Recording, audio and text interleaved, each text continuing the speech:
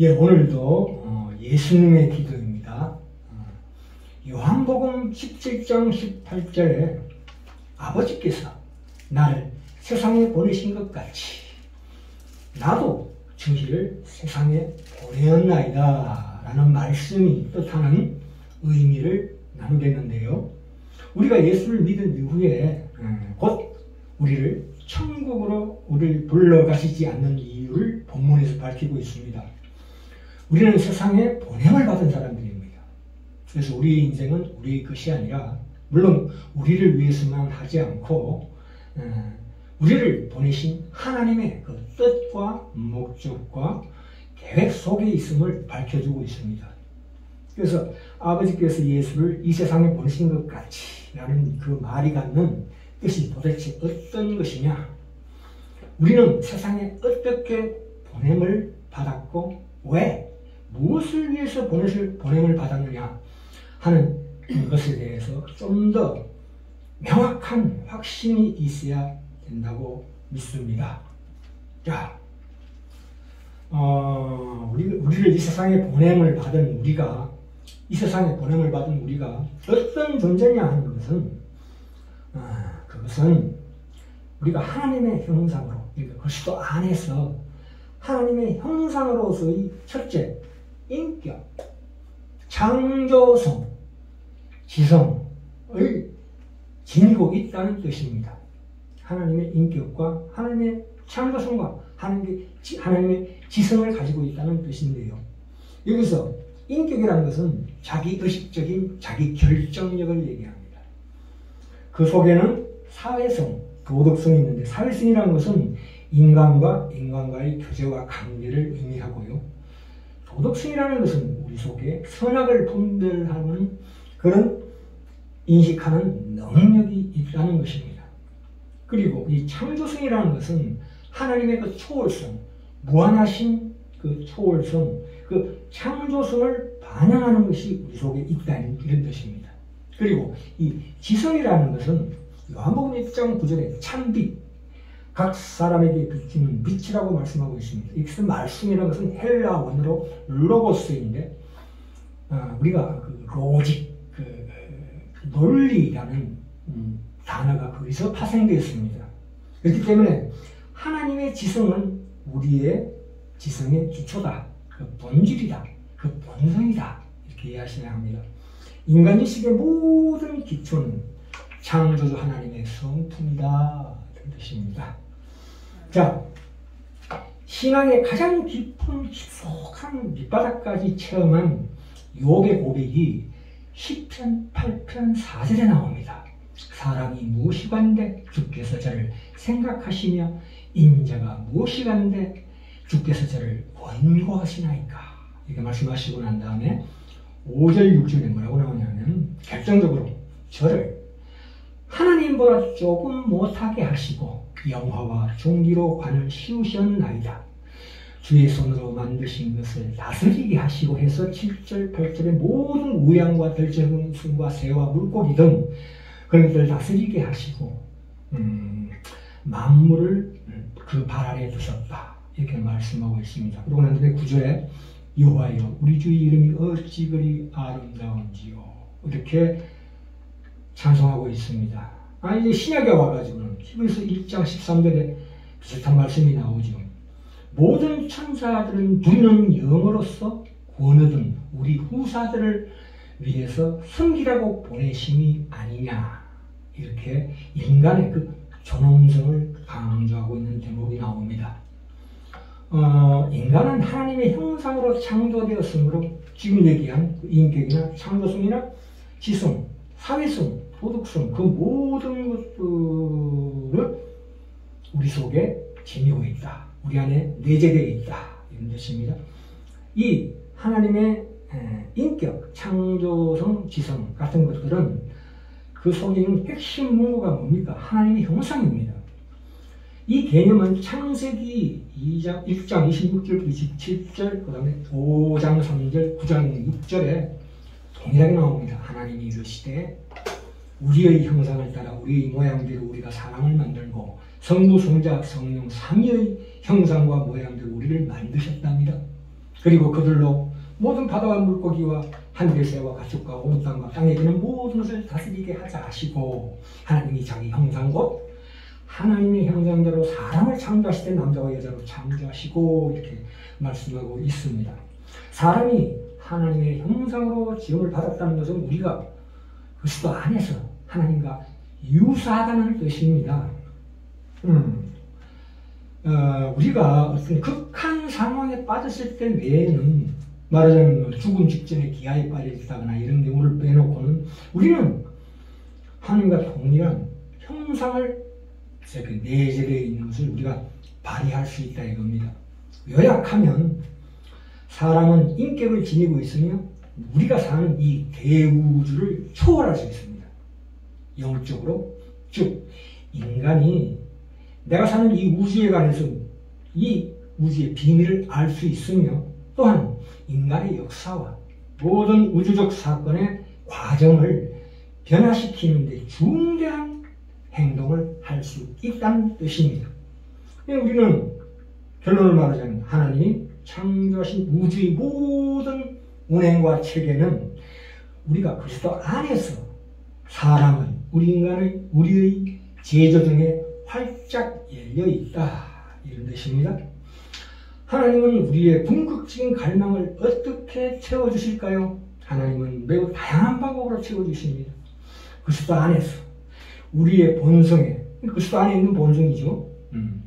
본성에 꼭 들어맞는 분이 되심으로 말미암아 우리로 하여금 우리의 대인관계에 대한 우리의 갈망을 채워주실 뿐만 아니라 그분의 전지하심으로 말미암아 우리 모든 지적 탐구의 목표가 되심으로써, 또한 그분의 무한하신 권능으로 말미암아 우리의 모든 두려움에서 피난처가 되심으로써, 또한 그분의 거룩하심으로 말미암아 우리 의에 대한 우리의 강구, 그 갈망에 대한 정당한 근거가 되심으로써, 그분의 무한하신 사랑으로 말미암아 우리가 의를 구원의 소망의 근거가 되심으로써 우리에게, 우리의 속에 있는 그 창조력의 무한한 상상력의 근원이 되심으로써 하나님께 채워주신다 이런 뜻입니다. 우리가 지성의 근거에 대해서 좀 이따 말씀드리기도 하고요. 우리가 인간의 재창조성에 대해서 말씀드리고자 하면, 창조성은 하나님의 무한한 창조성을 반영합니다. 그것이 인간 안에 내재되어 있다 이런 뜻입니다. 인간의 창조성을 존중하는 것은, 우리 스스로의 창조성을 우리가 존중하는 것은 하나님께 영광을 돌리는 것이라고 우리는 생각해야 합니다. 그 자체가 바로 우리가 시편 아까 읽었다시피 우리를 하나님보다 조금 못한 존재로 우리를 만드셨기 때문입니다. 그래서 영화와 종기로 간을 씌우기 때문입니다. 그것은 우리에게 주어진 선물입니다. 근데 여기서 우리가 주의할 것은 우리의 그 인간의 존엄성이라는 것은 두 가지 측면을 지니고 있습니다. 비록 존엄하지만 그것은 타고난 존엄성이 아니고 하나님께서 주신, 말하자면 그 놀라운 은혜다 이런 뜻입니다. 그러므로 우리는 스스로 설 수 없는 존재입니다. 오직 그리스도 안에서만 이렇게 설 수 있다 이런 뜻입니다. 그리고 마지막에 지성을 얘기했는데요. 이 지성은 인간의 지식의 기초는 창조주 하나님의 성품이라고 아까 말씀드렸습니다. 요한복음 1장 1절부터 4절에 나오지요. 대초에 말씀이 계시니라. 이 말씀이 하나님과 함께 계셨으니 이 말씀은 곧 하나님이시니라. 이 말씀이라는 것을 아까 말씀드린 헬라어로 로고스입니다. 근데 우리가 쓰는 그 로직이라는 그 단어에 그가 거기서부터 파생이 됐습니다. 논리적인 사고 이런 것들입니다. 그것이 하나님의 한 속성입니다. 이 지성으로부터, 하나님의 이 지성으로부터 이 세계, 이 우주가 나왔다고 보시면 됩니다. 그러니까 우주의 모든 체계와 법칙과 규칙, 그 모든 속에 하나님의 순간순간 창조, 다시 말해서 재창조하는 손길이 항상 하나님께서 창조하고 계신다 이렇게 이해하시면 됩니다. 그 힘이, 그 창조력이 우리 속에도 있다 이런 뜻입니다. 요한복음에서 우리 도덕적 능력과 그 지성의 그 상징이 참빛입니다. 참빛. 그러니까 하나님의 지성이 인간 지성의 기초가 된다. 그것이 우리 본질이고 본성이다 이렇게 이해하시면 됩니다. 그러면 하나님께서 그리스도 안에서 우리 안에 재창조의 능력을 부여하셨다는 그 신비한 기적의 그 구체적이고 실제적인 사례와 설명은 다음 시간에 나누기로 하고요. 오늘은 본문 말씀의 개념을 나누기로 합시다. 우리 자 요한복음 17장 18절에 아버지께서 나를 세상에 보내신 것 같이 나도 저희를 세상에 보내었다라는 말씀을 볼 때 우리는 이렇게 우리가 착각들을 합니다. 우리가 보통 보냄을 받았다, 이 세상에 보냈다 그러면은 극단적인 반응을 하는데요. 그동안 내가 처자식을 먹여 살리느라고 하나님의 사명을 게을리하고 있었는데 이제 믿음으로 결단합니다. 내가 이제 직장 그만두고, 왜요? 하나님께서 우리의 가족들을 책임져 주실 거니까 저는 주의 사명을 위해서 모든 것을 버리고 순교자의 정신으로 십자가를 지겠사오니 저에게 기적으로 응답하옵소서. 이런 기도를 우리가 마음속으로 많이 드리는 경우가 많습니다. 그러나 우리가 좋아하는 성경의 기적 하나만 예를 들어보자면 열왕기 하에 10장에 나옵니다. 이사야가 히스기야 왕에게 징조를 여호와께 간구합니다. 그래서 아하스 일령표 위에 나 같은 해 그림자로 10도를 물러나게 하셨더라 이렇게 말씀하십니다. 그러니까 하나님의 기적이 그렇게 임하셨다 이거죠. 이것이 바로 지구의 자전을 멈춘 사건이죠. 거기 똑같은 사건이 여호수아 10장에 나옵니다. 여호수아가 이스라엘 백성을 인도해서 가나안 땅에 들어갔을 때 그 기본의 전투가 벌어집니다. 그런데 이 적군을 거의 다 전멸시킬 때가 되었는데 해가 지고 날이 어두워지니까 이거 도망가는 사람들이 유리하잖아요. 그때 기도합니다. 하나님, 시간을 조금만 연장시켜 주십시오. 저들을 다 죽일 때까지 해를 멈춰 주십시오 해서 해가 멎은 사건이 있습니다. 그런데 희한한 것이 이 기적이라는 것이 우리가 보기에는 참 좀 앞뒤가 안 맞죠. 왜냐하면 차라리 하나님께서 기적을 일으키시려거든 태양치가 강하게 내려져가지고 적군을 다 죽여버리지. 왜? 무슨 기적이 인간이 다 하고 나머지 부분만 하나님이 하시게 하셨습니까? 왜 이런 대목이 우리에게 주어지냐 하면, 이런 말씀이 우리에게 주어지냐 하면, 하나님께서 하나님의 그 놀라운 기적으로 역사를 뒤집고 세상을 변혁시키는데 기적이 동원된 적이 결코 없습니다. 기적은 언제나 하나님의 사랑을 항복시키는 데만 쓰여집니다. 예수님을 통해서 나타난 그 모든 기적들이 세상을 뒤집는 데 쓰는 건 아닙니다. 이것이 뭘 의미하는지 아십니까, 우리가? 그것은 하나님께서 창조세계를 그대로 놔두고 그의 재창조를 처음 자연의 창조 속에서 하신다는 이 기가 막힌 원리를 우리가 하여금 알게 하시기 위해서 이렇게 말씀으로 나와 있는 것입니다. 성경은 아버지께서 예수 그리스도를 이 땅에 보내셨듯이 우리를 세상에 보낸다고 얘기합니다. 비록 타락하고 죄로 부패되었을지라도 그것을 없애지 않고 그 속에서 재창조를 하시겠다고 결정하셨음을 말하고 있습니다. 하나님이 예수님을 이 땅에 보내시 십자가에 달아 내셔서 죽이셨다가 살리는 것과 하나님께서 이 타락한 이 땅을 완전히 싹 썰어버리고 다시 만드는 것, 어디가 쉽습니까? 후자가 쉽죠. 그런데 그렇게 안 하시고 하나님께서는 굳이 예수님을 이 땅에 보내셔서 돌아가시게 하고 다시 살리십니다. 우리도 마찬가지예요. 우리도 우리 이웃이나 역사나 이 국가나 사회, 가정 속에 타락한 그 속에서 우리 일반 창조의 그 세상 속에서 하나님께서 우리 하나님의 자녀를 만들어내시고 완성하는 데 필요한 환경으로 존재한다는 말입니다. 자, 그 재창조의 기적은 말하자면 성육신으로 하나님께서 시작하십니다. 근데 그 성육신에 대해서는 제가 올린 동영상 중에 말씀이라는 큰 제목에 3, 4번을 참고하시고요. 오늘은 로마서 5장 7절에 이렇게 나옵니다. 내려가겠느냐 하면 그리스도를 죽은 자 가운데서 모셔 올리려는 것이다. 이렇게 말씀하고 있습니다. 물론 이 로마서 10장의 앞뒤 문맥은 율법이냐 믿음이냐, 은혜냐 행위냐를 가리는 중요한 구절이지만 그냥 이렇게 이해하셔도 됩니다.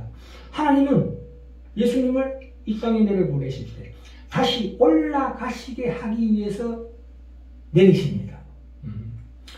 절대적 존재라는 우리 예수님을 높은 곳에서부터 우리 인간이가 있는 그 시공간 속으로 내려가시게 하시고 드디어 인간의 인성 속으로 내려가시게 하십니다. 더 나아가서 마리아의 자궁 속에까지로 내려가시게 하십니다. 그런데 하나님은 이렇게 내려가시게 하는 것은 다시 올리시기 위함입니다. 왜냐하면 황폐한 이 세상 전체를 우리 주 예수 그리스도와 함께 위로 다시 들어 올리시기 위함이기 때문입니다.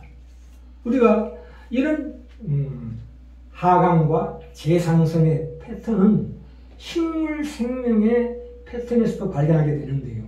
우리가 씨앗이라는 것은 참으로 볼 때에 식물의 씨앗이라는 것은 작고 아주 보잘것없는 생명 없어 보입니다. 그러나 그 씨앗 속에 생명이 축약해서 축 속에서 안에 깊이 들어갑니다. 그것이 이제 축축하고 엄습한 땅 속으로 깊이 들어가야 합니다. 그러고 난 다음에 어떻게 됩니까? 거기서 새로운 생명이 올라오게 되는 것이죠. 인간은 어머니의 어두운 자궁 속에서 그 보잘것없는 세포 몇 개로 분화하다가 결국 완벽한 태아가 되었다가 살아있고 의식을 가진 아기가 되고 드디어는 마침내 성인이 되는 그런 상승이 일어난다는 뜻입니다. 우리가 신앙생활이라는 무엇입니까? 우리가 살면서 이 타락한 땅에서 살면서 증거하고 또한 거기에 대해서 시험받는 것입니다. 하나님을 모르는 세상의 그 폐역함과 그 속에 하나님의 그 간섭하는 은혜로 말미암아 신자가 커가도록 의도된 기간과 과정이며 그 사명을 묵묵히 감당하는 현장이어야 한다 이 뜻입니다. 그 폐역한 세상 속에서 신자들을 완성해내십니다. 하나님은. 우리는 그 속에서 시험받고 좌절하고 실패합니다. 그러나 승리하도록 간섭되고 있습니다. 바로 이 말씀의 기쁜 뜻이 바로 요한복음 17장 18절이 내포된 뜻이 바로 그겁니다. 우리가 이 장엄한 진리를 우리는 알고 있습니다. 이 옳은 것을 알고 있는 사람이 이 폐역한 시대와 그 우리를 반대하고 조롱하는 이 환경 속에서 그 아픔을 감수해야 합니다. 어떤 때는 그것을 감당하지 못해서 넘어지기도 하고 몸부림치기도 하고 그렇게 그 길을 걸어가는 싸움이어야 합니다. 그것이 신자가 이 세상을 사는 인생입니다. 우리가 다만 종교적인 형태로만 하는 것이 아니고 참 이런 훈련을 우리가 깊이 받아야 한다 이 뜻입니다. 우리가 다만 교회에 와가지고 성가대에 참석하고 주일의 날 봉사하는 것으로 우리 신앙을 떼어서는 절대로 안 됩니다. 이 세상에 보냄을 받은 우리가 하나님을 아는 자답게 그 신앙의 자세로 어떻게 버티느냐 하는 것이 사실은 훨씬 더 본질적인 문제라는 말입니다. 아버지께서 나를 세상에 보내신 것 같이 나도 저희를 세상에 보낸다 하는 그 말이 가진 뜻이 그것입니다. 그래서 우리에게는 직장생활도 있고 사회생활도 있고 가정간에 여러 가지 교제와 관계가 있는 것입니다. 우리에게 빈부귀천이라는 것은 아무 문제가 되지 않습니다. 그것은 우리에게 하나님께서 맡기신 것입니다. 그래서 그 속에서 우리가 하나님의 자녀다운 것, 그것이 우리가 완성되지 않는 한 이 세상은 종말이 오지 않을 것입니다. 우리의 인생도 하나님 앞에서 하나님이 만족할 만한 우리 그릇에 걸맞게 만족할 만한 인생이 되지 않는 한 하나님 우리를 부르시지 않습니다. 천국에 못 가는 얘기입니다. 하나님께서 우리가 허락하신 각자가 다양하게 그 그릇에 따라서 하나님께서 계속 그 속에서 우리를 몰아붙이십니다. 우리가 거기서 졸업하지 못하면 계속 유급 이 세상에 남아있을 수밖에 없습니다. 그래서 하나님의 그 기쁘신 뜻이 무엇인가를 요한복음 17장 18절을 통해서 확인하시고 우리가 사는 이 삶 가운데서 다음 시간에 그 얘기할 건데요. 적용하는 우리가 됐으면 좋겠습니다.